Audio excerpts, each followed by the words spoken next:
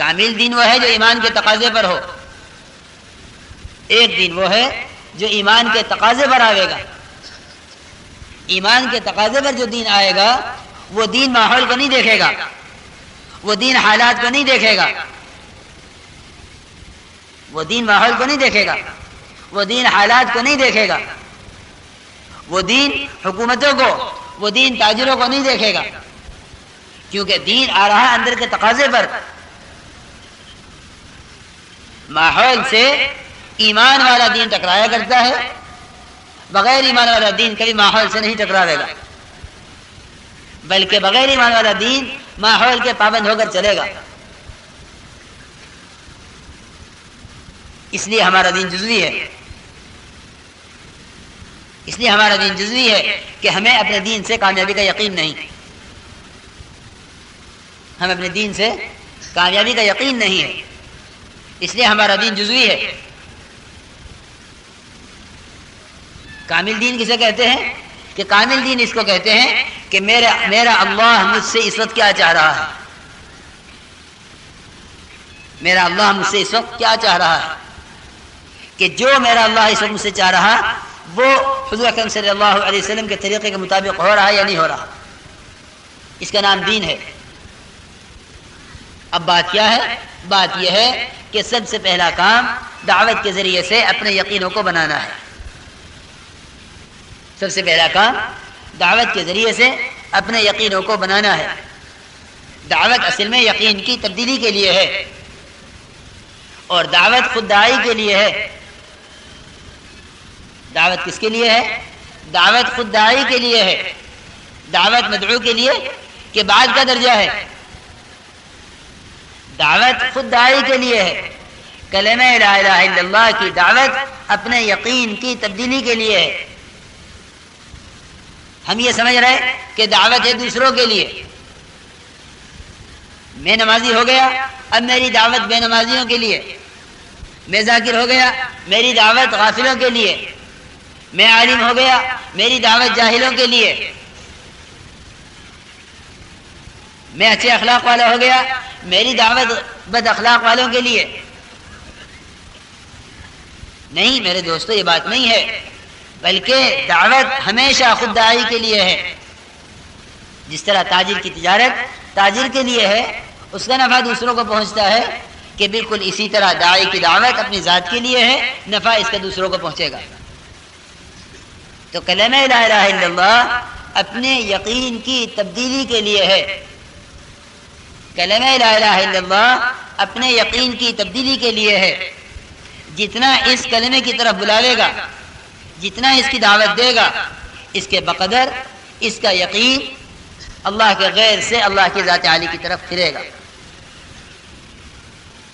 اب تک ہمارا خیال یہ تھا کہ میں عمل کر رہا ہوں تو اب دوسروں کو دعوت دوں، نہیں، بلکہ اگر اس کی دعوت دوسروں کے لیے ہو گئی تو پھر میرے دوستوں بزرگوں اپنی اصلاح کی نیت نہ رہے گی، بلکہ دوسروں کی اصلاح کی نیت ہو جائے گی،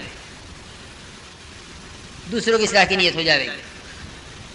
ہم باوجود سالانہ 4 مہینے کے، باوجود چلوں کے، باوجود سہ روزہ کے، باوجود گشتوں کے، باوجود تعلیم کے، باوجود دعوت دینے کے، ہم خود کام میں ترقی کیوں نہیں کر رہے؟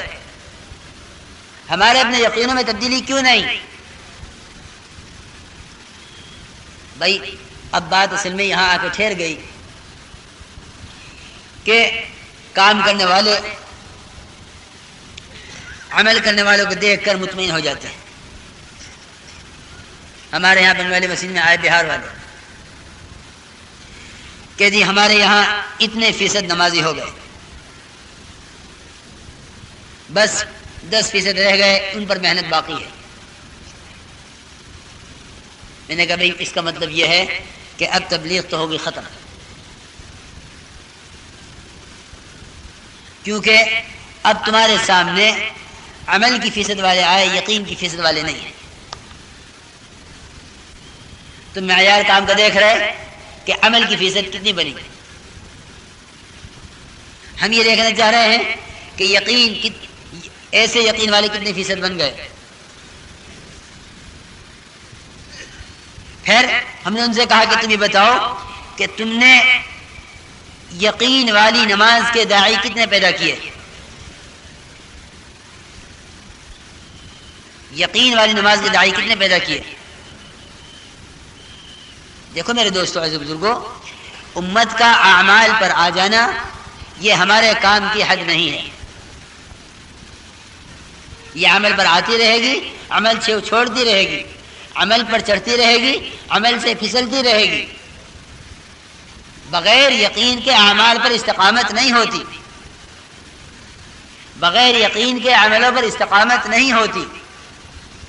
ہماری عملوں پر جو استقامت ہوگی وہ یقین کے بقدر ہوگی. ہمیں جو عملوں پر استقامت ہوگی وہ یقین کے بقدر ہوگی. اس لیے کہتے ہیں سب سے پہلے دعوت کے ذریعے سے یقین کا بنانا سیکھا ہے.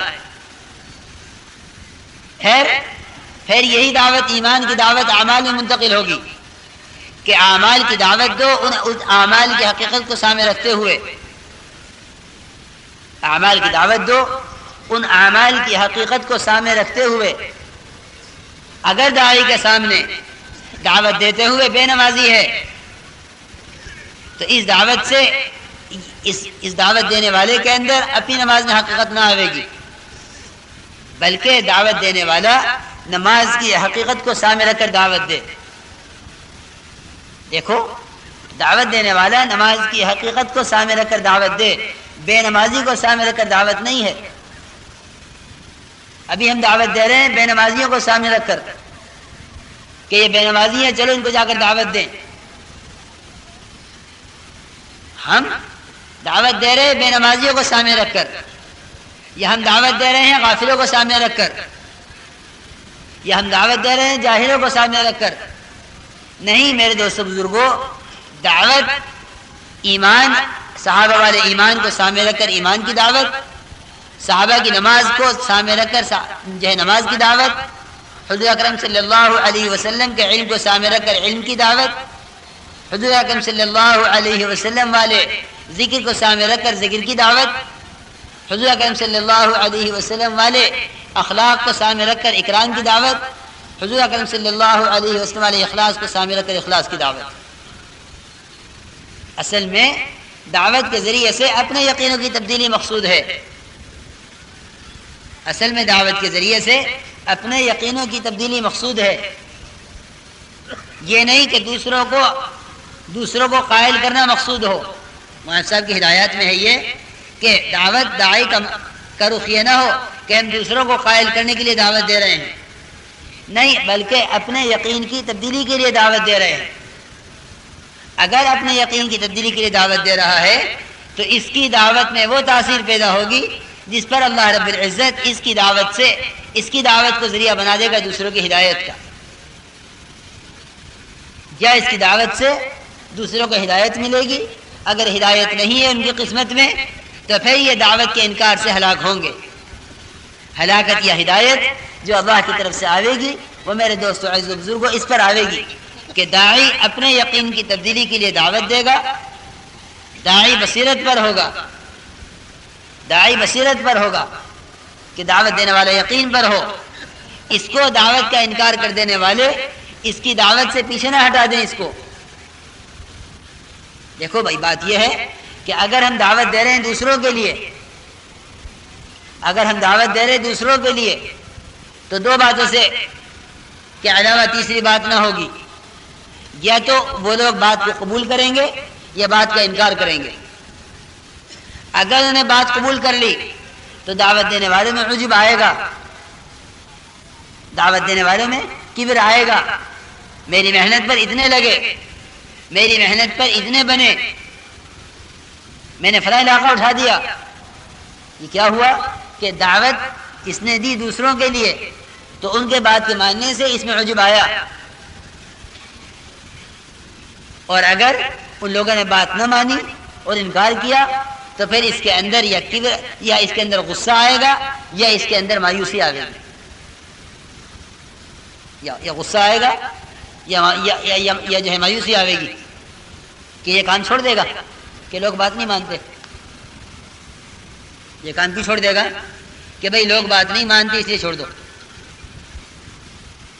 کہ نہیں، بلکہ دعوت دینے والا وہ دعوت دے رہا ہے اپنے یقین کو بدلنے کے لیے، اپنے یقین کی تبدیلی کے لیے دعوت دے رہا ہے۔ کسی کا بات ماننا یا کسی کا بات نہ ماننا اس کی اپنی دعوت میں کوئی کمی نہیں لاتا، اس لیے کہ قیامت میں انبیاء علیہ السلام پیش کیے جائیں گے اور امتیں ان پر پیش کی جائیں گی۔ فَكَيْفَ إِذَا جِئْنَا مِنْ كُلِّ أُمَّةٍ بِشَهِيدٍ وَجِئْنَا بِكَ عَلَى هؤلاء شَهِيدًا، کہ تمام انبیاء علیہ السلام کو قیامت میں پیش کیا جائے گا۔ اب ایک نبی وہ ہوں گے جن کے ساتھ ان کے ماننے والے بہت سے، ایک نبی وہ ہوں گے جن کے ساتھ بڑی امت ہوگی، ایک نبی وہ ہوں گے جن کے ساتھ 80 ہوں گے، جن کے ساتھ چند لوگ ہوں گے، لیکن ایسے بھی نبی ہوں گے جن کے ساتھ کوئی نہیں ہوگا کہ کسی نے ان کی بات نہیں مانی، یہاں تک کہ ان کا کام پورا ہوا، دنیا میں دعوت دینے کا، کام کرنے کا، اور اس پر اللہ نے ان کو ہٹا لیا، قوم کو تباہ کر دیا۔ اللہ نے ان کو اٹھا لیا اور قوم کو کہاں جا رہے مجھے آپ کو اللہ رب العزت نے ان کی دعوت پر قوم کو ہلاک کیا یا قوم کو ہدایت دی، لیکن وہ نبی جس کے ساتھ کوئی نہیں، وہ اپنی دعوت میں بالکل کامیاب ہیں۔ یہ نہیں کہ یہ نبی ناکام ہو گئے، اللہ کی طرف سے تمام انبیاء علیہ السلام اپنی دعوت میں 100% کامیاب ہیں۔ اگر مدعو بات نہیں لے رہا ہے تو اس کو داعی اپنی کوتاہی سمجھے، یہ نہیں، یہ بات نہیں مانتے۔ اشکو الیک ضعف قوتی وقلت حیلتی وہوانی علی الناس، جناب رسول اللہ صلی اللہ علیہ وسلم اپنے ضعف کا اقرار کر رہے، اپنی کمی اللہ کے سامنے رکھ رہے کہ اے اللہ میں نہیں کر سکا۔ یہ نہیں کہ داعی مدعو کی شکایت کرے، داعی شکایت کرے گا اپنی کہ اے اللہ میں ان کو سمجھا نہیں سکا۔ کی بات کیا ہے کہ بات داعی کی دعوت اس کے اپنے لیے ہے، اس لیے اس میں کبھی مایوسی نہیں آئے گی اور کبھی غصہ نہیں آئے گا کہ اگر یہ بات نہیں مانتے تو غصہ آ جائے گا کہ کیوں، کہ داعی کی دعوت اپنی ذات کے لیے ہے۔ اس لیے میرے دوستو عزیز بزرگوں، ہم جو دعوت دے رہے ہیں یہ بات اچھی طرح یاد رکھیں کہ ہم دعوت دے رہے ہیں اپنے یقینوں کو بدلنے کے لیے، ہماری دعوت اپنے یقین کی تبدیلی کے لیے ہے، ہماری دعوت اپنے یقین کی تبدیلی کے لیے ہے۔ اگر یہ دعوت دوسروں کے یقین کو بدلنے کے لیے یا دوسروں کا عملوں پر لانے کے لیے دی جا رہی ہے تو پھر اس کا مطلب یہ ہے کہ ہماری اپنی دعوت سے ہمارے اپنے یقین نہ بدلیں گے،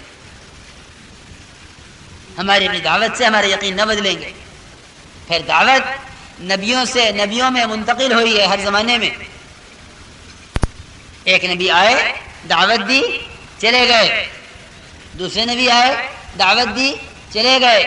کلما ہلک نبی خلفہ نبی، جب ایک نبی کام کر کے جاتے تو ان کے بعد دوسرے نبی آ جاتے، جب ایک نبی کام کر کے جاتے ان کے بعد دوسرے نبی آ جاتے۔ انبیاء علیہ السلام کا سلسلہ اسی طرح جاری رہا ہر زمانے میں نبیوں کا سلسلہ اس طرح جاری رہا۔ جب اگلا نبی آتا وہ کہتے کہ پچھلے نبی بھی نبی تھے، اللہ کے بندے تھے۔ اصل میں ہوتا یہ تھا کہ آگے امت اس نبی کو خدا سمجھ بیٹھتی تھی ان کے معجزات کی وجہ سے۔ پھر یہ نبی چلے جاتے، اگلے نبی آتے، پھر ان کے یقین کی تبدیلی کے لیے آتے۔ ایمان کی تازگی